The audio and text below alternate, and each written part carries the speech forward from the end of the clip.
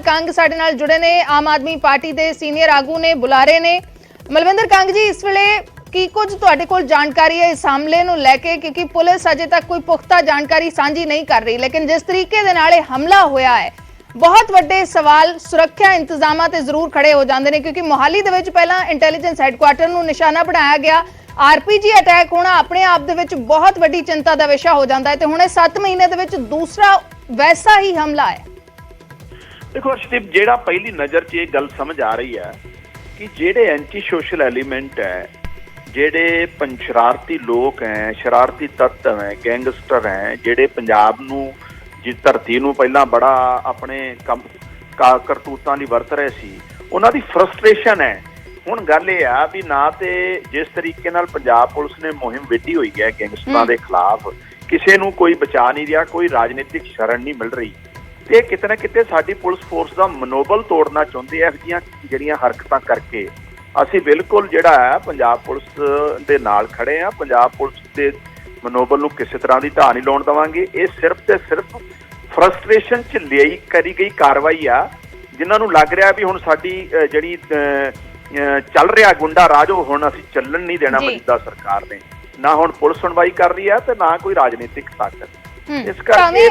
Frustration च कीती हुई कार्रवाई होए, लेकिन ਇਹ ਸਵਾਲ ਕਿਤੇ ਨਾ ਕਿਤੇ ਲੋਕਾਂ ਦੇ ਮਨਾਂ ਦੇ ਵਿੱਚ ਤਾਂ ਖੜਾ ਹੋ ਹੀ ਜਾਂਦਾ ਹੈ ਕਿ ਜੇ ਪੁਲਿਸ ਆਪਣੀ ਸੁਰੱਖਿਆ ਨਹੀਂ ਕਰ ਪਾ ਰਹੀ ਤਾਂ ਸਾਡੀ ਸੁਰੱਖਿਆ ਕਿਵੇਂ ਹੋਏਗੀ, ਕਿਉਂਕਿ ਜਿਸ ਤਰੀਕੇ ਦੇ ਨਾਲ ਕਤਲ ਦੀਆਂ ਵਾਰਦਾਤਾਂ ਵੀ ਹੋ ਰਹੀਆਂ ਨੇ ਪੁਲਿਸ ਸੁਰੱਖਿਆ ਦੇ ਵਿੱਚ, ਉਹ ਵੱਡੀ ਚਿੰਤਾ ਦਾ ਵਿਸ਼ਾ ਬਣਦੀਆਂ ਜਾ ਰਹੀਆਂ ਨੇ। ਮੈਂ ਤੁਹਾਨੂੰ ਦੱਸਦਾ ਪੰਜਾਬ 'ਚ ਕੀ ਹੋ ਰਿਹਾ ਸੀ। ਪੰਜਾਬ 'ਚ ਪਹਿਲਾਂ ਇੱਕ ਬੜੇ ਪਲਾਨ ਤਰੀਕੇ ਨਾਲ ਪੁਸਤ ਪਨਾਈ ਦਿੱਤੀ ਜਾ ਰਹੀ ਸੀ, ਚਾਹੇ ਉਹ ਆਪਾਂ ਗੈਂਗਸਟਰ ਦੀ ਗੱਲ ਕਰੀਏ, ਚਾਹੇ ਡਰੱਗਸ ਜਿਹੜੇ ਨਸ਼ੇ ਦੇ ਕਾਰੋਬਾਰ ਨਾਲ ਜੁੜੇ ਲੋਕ ਹੈ। ਹੁਣ ਇਹਨਾਂ ਦੀ ਸੁਣਵਾਈ, ਕਿਉਂਕਿ ਸਾਡੀ ਸਰਕਾਰ ਆਉਣ ਤੋਂ ਪਹਿਲਾਂ ਸਪਸ਼ਟ ਕਹਿਤਾ ਸੀ ਮੁੱਖ ਮੰਤਰੀ ਜੀ ਨੇ ਵੀ ਪੁਲਿਸ ਦੇ ਕੰਮਕਾਜ ਕੋਈ ਦਖਲਅੰਦਾਜ਼ੀ ਨਹੀਂ, ਔਰ ਪੁਲਿਸ ਨੂੰ ਵੀ ਕਿਹਾ ਹੈ ਵੀ ਕੋਈ ਲਿਹਾਜ਼ਦਾਰੀ ਨਹੀਂ ਕਰਨੀ। ਪੰਜਾਬ ਦੀ ਧਰਤੀ ਨੂੰ, ਪੰਜਾਬੀਆਂ ਦੀ ਇਸ ਧਰਤੀ ਨੂੰ ਅਸੀਂ ਇਸ ਤਰ੍ਹਾਂ ਦੀ ਖੂਨ ਖਰਾਬੇ ਲਈ ਨਹੀਂ ਵਰਤਣ ਦੇਵਾਂਗੇ।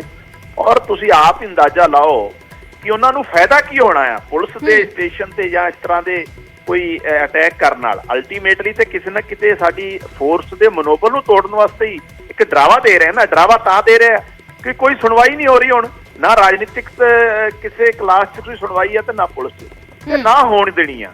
ਹੁਣ ਇਹਨਾਂ ਦੇ ਖਿਲਾਫ ਜਿਸ ਤਰੀਕੇ ਨਾਲ ਲਗਾਤਾਰ ਪੰਜਾਬ ਪੁਲਿਸ ਲੱਗੀ ਹੋਈ ਆ ਇਹਨਾਂ ਦੇ ਖਾਤਮੇ 'ਚ, ਇਹ ਇਸ ਤਰ੍ਹਾਂ ਦੀਆਂ ਫਰਸਟ੍ਰੇਸ਼ਨ 'ਚ ਕਰ ਰਿਹਾ, ਔਰ ਕੋਈ ਬਖਸ਼ਿਆ ਨਹੀਂ ਜਾਊਗਾ। ਜੋ ਮਰਜ਼ੀ ਕਹਿ ਲੈਣ, ਮਾਨ ਸਾਹਿਬ ਨੇ ਬੜਾ ਸਪਸ਼ਟ ਕਿਹਾ ਹੈ ਪੰਜਾਬ ਦੀ ਧਰਤੀ ਨੂੰ ਅਸੀਂ ਇਸ ਤਰ੍ਹਾਂ ਦੀ ਵਰਤਣ ਨਹੀਂ, ਜਿਹੜਾ ਪੰਜਾਬ ਦੇ ਭਾਈਚਾਰੇ ਨੂੰ, ਸ਼ਾਂਤੀ ਨੂੰ ਜਾਂ ਜਿਹੜਾ ਨੈਕਸਸ ਚੱਲ ਰਿਹਾ ਹੈ, बिल्कुल बर्दाश्त हुण मौजूदा सरकार नहीं करूगी। जी, साडे नाल राजकुमार वेरका भी जुड़े ने बीजेपी तो। राजकुमार वेरका जी, स्वागत है न्यूज़ 18 पंजाब से। हमला होया है, सियासी धिरां दे बयान भी इस हमले नूं लैके आ रहे हैं, जिवें मलविंदर कंग जी कह रहे हैं कि फ्रस्ट्रेशन है, क्योंकि हुण एक्शन हो रहा है तो फ्रस्ट्रेशन दे विच अजिहे हमले हो रहे हैं। तुसीं किवें देख रहे हो ते केंद्र इस सब नूं किवें देख रहा, क्योंकि पिछले दिनां दे विच संसद दे विच भी ये मुद्दा उठिया है। देखो, मैं ये महसूस करता है कि बार बार मैं देख रहा है कि आम आदमी पार्टी का रिएक्शन जरा आ रहा है। पहली गल तो है पुष्प बनाई हो रही थी, दूजा कहते हैं कि किसी को बख्शिया नहीं जाएगा। ते बख्शन क्यों दे भाई? पहला गल तो है कि पंजाब अज डर के माहौल दे विच है।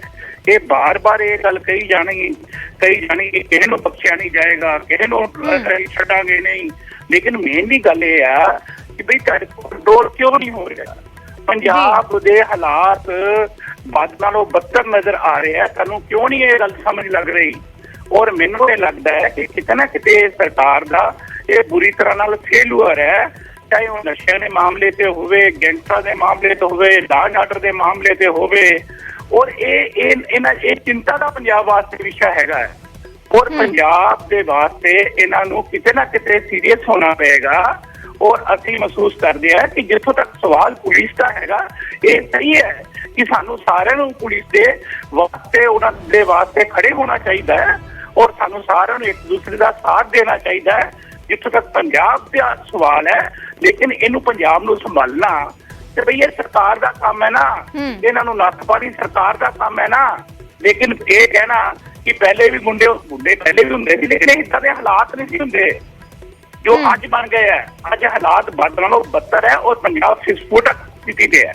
ਜੀ ਮਲਵਿੰਦਰ ਕੰਗ ਜੀ, ਸਵਾਲ ਇਸ ਕਰਕੇ ਵੀ ਜ਼ਿਆਦਾ ਉੱਠ ਰਹੇ ਨੇ ਕਿਉਂਕਿ ਕੁਝ ਦਿਨ ਪਹਿਲਾਂ ਹੀ ਇੰਟੈਲੀਜੈਂਸ ਇਨਪੁਟ ਆਉਂਦੀ ਹੈ, ਸੁਰੱਖਿਆ ਦੇ ਇੰਤਜ਼ਾਮ ਵਧਾ ਦਿੱਤੇ ਜਾਂਦੇ ਨੇ ਰੇਲਵੇ ਸਟੇਸ਼ਨਸ ਦੇ ਉੱਤੇ, ਸਰਕਾਰੀ ਇਮਾਰਤਾਂ ਦੇ ਉੱਤੇ, ਭਾਵੇਂ ਉਹ ਪੁਲਿਸ ਥਾਣੇ ਨੇ, ਕੋਰਟ ਕੰਪਲੈਕਸ ਨੇ ਜਾਂ ਹੋਰ ਸਰਕਾਰੀ ਦਫ਼ਤਰ ਨੇ। ਤਾਂ ਸਵਾਲ ਉਦੋਂ ਵੀ ਉੱਠਦਾ ਹੈ ਕਿ ਜਦੋਂ ਅਜਿਹੀ ਇਨਪੁਟ ਸੀ, ਜਿਵੇਂ ਸਾਡੇ ਸਹਿਯੋਗੀ ਮੌਕੇ ਵਾਰਦਾਤ ਤੇ ਪਹੁੰਚੇ ਹੋਏ ਨੇ ਤੇ ਉੱਥੇ ਵੀ ਥਾਣੇ ਦੇ ਬਾਹਰ ਇੱਕ ਨੋਟਿਸ ਐਸਐਸਪੀ ਦੇ ਵੱਲੋਂ ਲੱਗਿਆ ਹੋਇਆ ਕਿ ਅਜਿਹਾ ਹਮਲਾ ਹੋਣ ਦੀ ਸੰਭਾਵਨਾ ਹੈ ਪੁਲਿਸ ਥਾਣਿਆਂ ਦੇ ਉੱਤੇ ਜਾਂ ਪੁਲਿਸ ਵਾਲਿਆਂ ਦੇ ਉੱਤੇ, ਤਾਂ ਫਿਰ ਜਦੋਂ ਅਜਿਹੀ ਘਟਨਾ ਵਾਪਰ ਜਾਂਦੀ ਹੈ ਤਾਂ ਸਵਾਲ ਹੋਰ ਵੀ ਵੱਡੇ ਹੋ ਜਾਂਦੇ ਨੇ ਕਿ ਇਨਪੁਟ ਸੀ ਲੇਕਿਨ ਉਸ ਦੇ ਬਾਰੇ ਫਿਰ ਕੀਤਾ ਕਿਉਂ ਨਹੀਂ ਗਿਆ ਕੁਝ। ਅਰਸ਼ਦੀਪ ਮੇਰੀ ਗੱਲ ਸੁਣੋ, ਬੜਾ ਸਪਸ਼ਟ ਜਿਹਾ ਦੇਖੋ, ਇਹਦੇ ਨਾਲ ਅਗਰ ਤੁਸੀਂ ਕਹੋ ਵੀ ਫਾਇਦਾ ਕਿਹਨੂੰ ਆ, ਜੇ ਤੇ ਮੌਜੂਦਾ ਸੱਤਾ ਨੂੰ ਕਿਸ ਤਰ੍ਹਾਂ ਫਾਇਦਾ ਹੋ ਸਕਦਾ ਹੈ ਜਾਂ ਸੱਤਾ ਕਿਉਂ ਕਰਵਾਊਗੀ, ਜਾਂ ਇਹ ਤੇ ਬੜਾ ਸਪਸ਼ਟ ਜਿਹਾ ਮੰਨਣਾ ਹੈ ਵੀ ਡਰ ਤੇ ਉਹਨਾਂ ਲੋਕਾਂ ਨੂੰ ਆ ਵੀ ਜਿਨ੍ਹਾਂ ਦੀਆਂ ਦੁਕਾਨਦਾਰੀਆਂ ਬੰਦ ਹੋਈਆਂ। ਇਹ ਇਹੋ ਜਿਹਾ ਕੰਮ ਉਹ ਕਰੂਗਾ ਜਿਹਨੂੰ ਲੱਗਦਾ ਵੀ ਉਹਦੀ ਸੁਣਵਾਈ ਨਹੀਂ ਕਿਤੇ ਹੋ ਰਹੀ।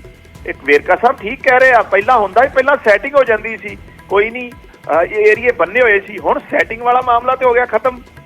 ਔਰ ਇਸ ਕਰਕੇ ਪੰਜਾਬ ਪੁਲਿਸ ਦੇ ਮਨੋਬਲ ਤੋੜਨ ਵਾਲੇ ਪਾਸੇ ਇਹੋ ਜਿਹੀਆਂ ਹਰਕਤਾਂ ਕਰਦੇ ਆ, ਔਰ ਇਹ ਜਿਹੜੀਆਂ ਹਰਕਤਾਂ ਨਾਲ ਪੰਜਾਬ ਪੁਲਿਸ ਦੇ ਮਨੋਬਲ ਨੂੰ ਬਿਲਕੁਲ ਨਹੀਂ। ਔਰ ਪੰਜਾਬ ਦੀਆਂ ਆਪੋਜੀਸ਼ਨ ਪਾਰਟੀਆਂ ਨੂੰ ਵੀ ਮੇਰੀ ਬੇਨਤੀ ਹੈ, ਜਦੋਂ ਮਸਲਾ ਪੰਜਾਬ ਦਾ ਹੋਵੇ ਉਦੋਂ ਸਾਨੂੰ ਇਕੱਠੇ ਹੋਣਾ ਚਾਹੀਦਾ, ਪੰਜਾਬ ਪੁਲਿਸ ਦਾ ਹੋਵੇ। ਪੰਜਾਬ ਪੁਲਿਸ ਵੀ ਤਾਂ ਸਰਕਾਰ ਦਾ ਹਿੱਸਾ ਹੈ, ਸਰਕਾਰ ਪੰਜਾਬ ਪੁਲਿਸ ਦੇ ਰਾਹੀਂ ਹੀ ਲਾਅ ਐਂਡ ਆਰਡਰ ਕੰਟਰੋਲ ਕਰਦੀ ਹੋਵੇ ਇੱਕ। ਲੇਕਿਨ ਇਸ ਟਾਈਮ ਫਰਕ ਇਹ ਆ ਵੀ ਇਸ ਟਾਈਮ ਕੋਈ ਰਾਜਨੀਤਿਕ ਦਖਲਅੰਦਾਜ਼ੀ ਨਹੀਂ ਗੀ, ਔਰ ਪੁਲਿਸ ਨੂੰ ਫ੍ਰੀ ਹੈਂਡ ਕੀਤਾ ਗਿਆ ਹੈ ਵੀ ਜਿਹੜੇ ਵੀ ਐਂਟੀ ਸੋਸ਼ਲ ਐਲੀਮੈਂਟ ਹੈ ਉਹਨਾਂ ਦੇ ਖਿਲਾਫ ਜਿਹੜਾ ਹੈ ਕਾਰਵਾਈ ਸਖਤੀ ਨਾਲ ਕਰੋ। ਸੋ ਇਹ ਲੋਕਾਂ ਨੂੰ ਕੋਈ ਜਗ੍ਹਾ ਨਹੀਂ ਮਿਲ ਰਹੀ ਤੇ ਸੋਚਦੇ ਆ ਵੀ ਪੁਲਿਸ ਫੋਰਸ ਦਾ ਡਿਮੋਰਲਾਈਜ਼ ਕਰੀਏ, ਪੁਲਿਸ ਫੋਰਸ ਦੇ ਖਿਲਾਫ ਕੋਈ ਇਹੋ ਜਿਹਾ ਐਕਸ਼ਨ ਕਰਕੇ ਤੇ ਉਹਨਾਂ ਨੂੰ ਡਰਾਉਣੀਏ ਜਾਂ ਉਹਨਾਂ ਦਾ ਮਨੋਬਲ ਤੋੜੀਏ।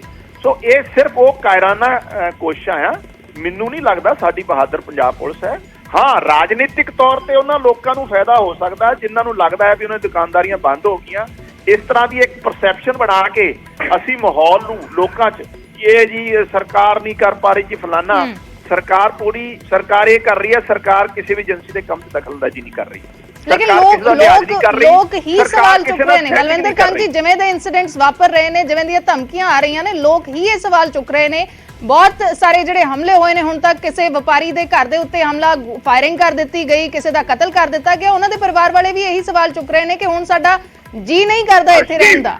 ਜੀ ਅਰਸ਼ਦੀਪ ਮੇਰੀ ਗੱਲ ਸੁਣੋ, ਨੋ ਡਾਊਟ ਪੰਜਾਬ 'ਚ ਇੱਕ ਬਹੁਤ ਪਲਾਨ ਤਰੀਕੇ ਨਾਲ ਇੱਕ ਕਲਾਸ ਖੜੀ ਕਰ ਲਈ ਗਈ ਔਰ ਪੁਸਤ ਬਣਾਈ ਉਹਨੂੰ ਰਾਜਨੀਤਿਕ ਸੀ, ਔਰ ਇੱਕ ਨੈਕਸਸ ਹੈ ਜਿਹਦੇ 'ਚ ਮੈਂ ਪਿਛਲੇ ਦਿਨਾਂ ਵੀ ਜ਼ਿਕਰ ਕੀਤਾ ਕਿ ਇਕਨੋਮਿਕ ਇੰਟਰਸਟ ਹੈ, ਫਾਈਨੈਂਸ਼ੀਅਲ ਇੰਟਰਸਟ ਹੈ, ਚਾਹੇ ਉਹ ਨਸ਼ੇ ਦਾ ਕਾਰੋਬਾਰ ਹੈ, ਕਿਉਂਕਿ ਇਹਦੇ 'ਚ ਹੀ ਗੈਂਗਸਟਰ ਰਲੇ, ਇਹਦੇ 'ਚ ਹੀ ਰੇਤ ਦੀਆਂ ਖੱਡਾਂ ਰਲੀਆਂ। ਹੁਣ ਉਹ ਨੈਕਸਸ ਟੁੱਟ ਰਿਹਾ ਹੈ ਤੇ ਸੁਭਾਵਿਕ ਤੌਰ ਤੇ ਆ, ਫਾਈਨੈਂਸ਼ੀਅਲ ਨੁਕਸਾਨ ਤੇ ਕੋਈ ਝੱਲ ਨਹੀਂ ਨਾ ਸਕਦਾ, ਤੇ ਰਾਜਨੀਤਿਕ ਤੌਰ ਤੇ ਕਈ ਲੋਕਾਂ ਦੀਆਂ ਵੈਸੇ ਦੁਕਾਨਦਾਰੀਆਂ ਬੰਦ ਹੋ ਗਈਆਂ। ਤੋ ਉਹ ਸਾਰੀ ਫਰਸਟ੍ਰੇਸ਼ਨ 'ਚੋਂ ਇਹੋ ਜਿਹੀਆਂ ਕਾਇਰਾਨਾ ਹਰਕਤਾਂ ਆ ਰਹੀਆਂ। ਮੈਨੂੰ ਨਹੀਂ ਲੱਗਦਾ ਵੀ ਇਹ ਇਹਨਾਂ ਨੂੰ ਅਸੀਂ ਮਤਲਬ ਅੱਗੇ ਵਧਣ ਦੇਣਾ ਹੈ। ਆਉਣ ਵਾਲੇ ਟਾਈਮ 'ਚ ਦੇਖਿਓ ਇਸ ਪੰਜਾਬ ਦੀ ਧਰਤੀ ਤੋਂ ਬਿਲਕੁਲ ਇਹਨਾਂ ਦਾ ਸਫਾਇਆ ਹੋਊਗਾ। ਸਵਾਲ ਇਹ ਵੀ ਹੈ ਕਿ ਕਿੰਨੇ ਟਾਈਮ ਦੇ ਵਿੱਚ ਦੇਖੋ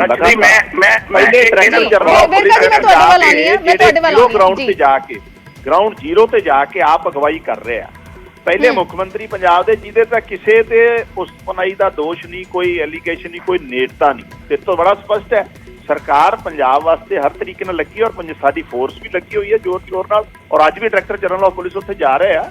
ਸੋ ਡੈਫੀਨੇਟਲੀ ਇਹ ਲੋਕਾਂ ਦੀ, ਜਿਹੜੇ ਲੋਕਾਂ ਨੂੰ ਲੱਗ ਰਿਹਾ ਵੀ ਹੁਣ ਸਾਡਾ ਬਚਾਅ ਕੋਈ ਨਹੀਂ ਤੇ ਪੰਜਾਬ ਪੁਲਿਸ ਦਾ ਮਨੋਬਲ ਹੀ ਤੋੜ ਲਈਏ, ਤੇ ਇਹ ਵੀ ਉਹਨਾਂ ਦੇ ਮਨਸੂਬੇ ਕਾਮਯਾਬ ਨਹੀਂ ਹੋਣੇ। ਜੀ ਵੇਰਕਾ ਜੀ, ਦੇਖੋ ਮੇਨਲੀ ਗੱਲ ਇਹ ਹੈ ਕਿ ਬਾਰ-ਬਾਰ ਇਹ ਕਹੀ ਜਾਂਦੇ ਆ ਕਿ ਸਾਡੀ ਦਖਲਅੰਦਾਜ਼ੀ ਕੋਈ ਨਹੀਂ, ਅਸੀਂ ਕੋਈ ਦਖਲਅੰਦਾਜ਼ੀ ਨਹੀਂ ਕਰਦੇ।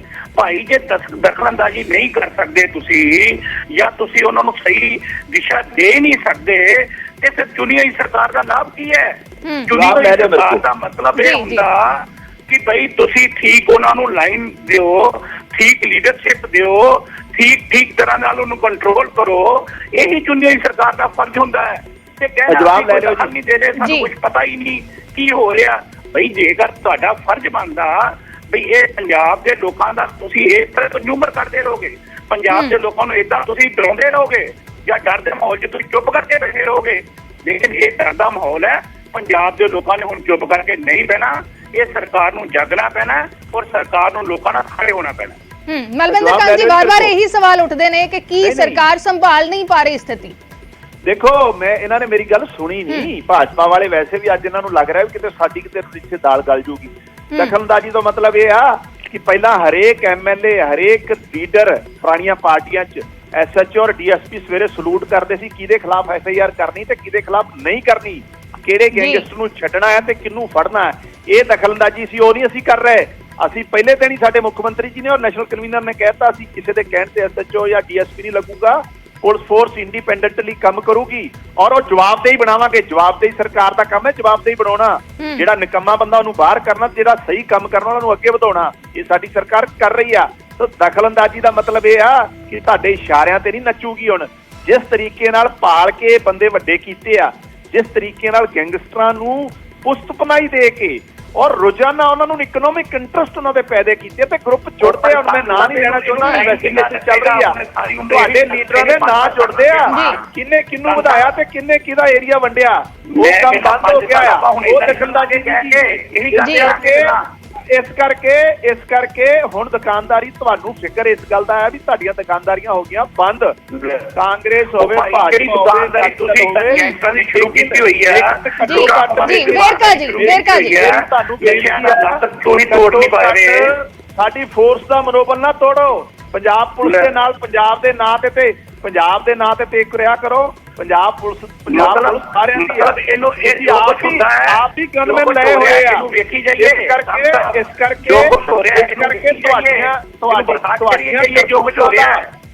ਕਰਕੇ ਇਸ ਕਰਕੇ ਇਹ ਨਾ ਸੋਚੋ ਤੁਸੀਂ ਇਸ ਤਰੀਕੇ ਨਾਲ ਮਨੋਬਲ ਤੋੜ ਲੂਗੇ। ਤੁਸੀਂ ਹੌਸਲੇ ਵਧਾ ਰਹੇ ਹੋ ਨਾ, ਜਿਹੜਾ ਇੰਡਾਇਰੈਕਟਲੀ ਮੁੱਖ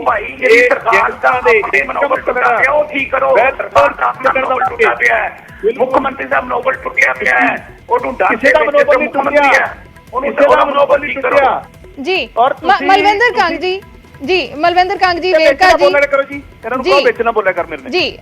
ਇੱਕ ਵਾਰ ਗੱਲ ਖਤਮ ਕਰ ਲਿਓ। ਮਲਵਿੰਦਰ ਕੰਗ ਜੀ, ਸਵਾਲ ਜਿਹੜਾ ਵਾਰ-ਵਾਰ ਉੱਠ ਰਿਹਾ ਹੈ ਕਿ ਠੀਕ ਹੈ ਤੁਸੀਂ ਇਹ ਗੱਲ ਕਹਿ ਦਿੰਦੇ ਹੋ ਕਿ ਪਿਛਲੀਆਂ ਸਰਕਾਰਾਂ ਦਾ ਕੀਤਾ ਹੋਇਆ ਜਾਂ ਪਿਛਲੀਆਂ ਹੋਰਨਾਂ ਜਿਹੜੀਆਂ ਸਿਆਸੀ ਧਿਰਾਂ ਨੇ ਉਹਨਾਂ ਨੇ ਗੈਂਗਸਟਰ ਪੈਦਾ ਕੀਤੇ ਨੇ ਜਾਂ ਪਿਛਲੀਆਂ ਸਰਕਾਰਾਂ ਵੇਲੇ ਪੈਦਾ ਹੋਏ ਨੇ, ਲੇਕਿਨ ਸਵਾਲ ਇਹ ਹੈ ਕਿ ਸਰਕਾਰ ਹੁਣ ਤੁਹਾਡੀ ਹੈ, ਸਰਕਾਰ ਨੂੰ ਬਣੇ ਨੂੰ ਕਾਫੀ ਟਾਈਮ ਹੋ ਗਿਆ, ਕੰਟਰੋਲ ਕਦੋਂ ਹੋਏਗਾ? ਕਿਉਂਕਿ ਜਿਸ ਤਰੀਕੇ ਦੇ ਹਮਲੇ ਹੋ ਰਹੇ ਨੇ ਤੇ ਹੁਣ ਸਿੱਧਾ ਪੁਲਿਸ ਨੂੰ ਚੈਲੰਜ ਹੋ ਰਿਹਾ ਹੈ, ਉਹ ਚਿੰਤਾ ਦਾ ਵਿਸ਼ਾ ਬਣਦਾ ਜਾ ਰਿਹਾ ਹੈ। ਅਰਸ਼ਦੀਪ, ਹੁਣ ਗੈਂਗਸਟਰ ਫੜੇ ਜਾ ਰਹੇ ਆ, ਹੁਣ ਇਨਕਾਊਂਟਰ ਹੋ ਰਹੇ ਆ, ਹੁਣ ਸੈਟਿੰਗਾਂ ਨਹੀਂ ਹੋ ਰਹੀਆਂ, ਹੁਣ ਕੋਈ ਹਿੱਸੇ ਨਹੀਂ ਵੰਡੇ ਜਾ ਰਹੇ, ਹੁਣ ਕੋਈ ਇਲੀਗਲ ਰੇਤ ਦੀਆਂ ਖੱਡਾਂ ਨਹੀਂ ਚੱਲ ਰਹੀਆਂ ਜੀ।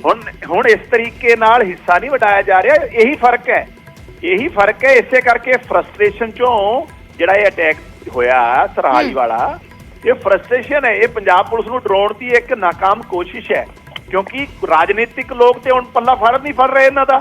ਮੈਨੂੰ ਲੱਗਦਾ ਵੀ ਪੁਲਿਸ ਨੂੰ ਅਸੀਂ ਡਰਾ ਲਾਂਗੇ ਤੇ ਸਾਡੇ ਖਿਲਾਫ ਕਾਰਵਾਈ ਨਹੀਂ ਹੋਊਗੀ ਕਾਰਵਾਈ ਤੇ ਜਿਹੜਾ ਪੰਜਾਬ ਦੀ ਧਰਤੀ ਤੇ ਪੰਜਾਬ ਦੇ ਭਾਈਚਾਰੇ ਨੂੰ ਖਰਾਬ ਕਰਨ ਦੀ ਕੋਸ਼ਿਸ਼ ਕਰੂਗਾ, ਪੰਜਾਬ ਦੇ ਲਾਅ ਐਂਡ ਆਰਡਰ ਨੂੰ ਖਰਾਬ ਕਰਨ ਦੀ ਕੋਸ਼ਿਸ਼ ਕਰੂਗਾ, ਬਿਲਕੁਲ ਬਰਦਾਸ਼ਤ ਨਹੀਂ ਕਰਾਂਗੇ। ਕਾਰਵਾਈ ਸਖਤ ਹੋਊਗੀ, ਹੋਰ ਸਖਤ ਹੋਊਗੀ ਇਹਦੇ ਨਾਲ ਜੀ। ਚਲੋ ਸ਼ੁਕਰੀਆ ਮਲਵਿੰਦਰ ਕੰਗ ਜੀ ਸਾਡੇ ਨਾਲ ਜੁੜਨ ਦੇ ਲਈ। ਰਾਜਕੁਮਾਰ ਵੇਰਕਾ ਜੁੜੇ ਬੀਜੇਪੀ ਤੋਂ। ਵੇਰਕਾ ਜੀ, ਤੁਹਾਡਾ ਵੀ ਸ਼ੁਕਰੀਆ। ਤਾਂ ਚਿੰਤਾ ਦਾ ਵਿਸ਼ਾ ਜ਼ਰੂਰ ਹੈ ਜਿਸ ਤਰੀਕੇ ਦੇ ਹਮਲੇ ਹੋ ਰਹੇ ਨੇ। ਪਹਿਲਾਂ ਮੋਹਾਲੀ ਦੇ ਵਿੱਚ ਆਰਪੀਜੀ ਅਟੈਕ ਹੋਇਆ ਤੇ ਹੁਣ ਤਰਨਤਾਰਨ ਦੇ ਸਰਹਾਲੀ ਦੇ ਵਿੱਚ ਪੁਲਿਸ ਥਾਣੇ ਤੇ ਅਟੈਕ ਹੋਇਆ, ਜੋ ਚਿੰਤਾ ਦਾ ਵਿਸ਼ਾ ਬਣਦਾ ਜਾ ਰਿਹਾ ਹੈ।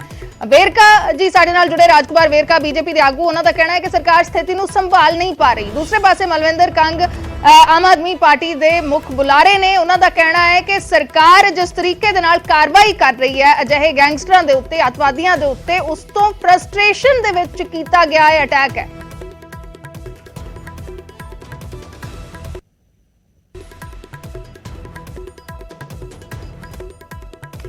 ਖਬਰਾਂ ਦਾ ਸਿਲਸਿਲਾ ਇਸੇ ਤਰੀਕੇ ਨਾਲ ਜਾਰੀ ਹੈ। ਇੱਕ ਛੋਟੇ ਜਿਹੇ ਬ੍ਰੇਕ ਦੇ ਲਈ ਰੁਕਦੇ ਹਾਂ।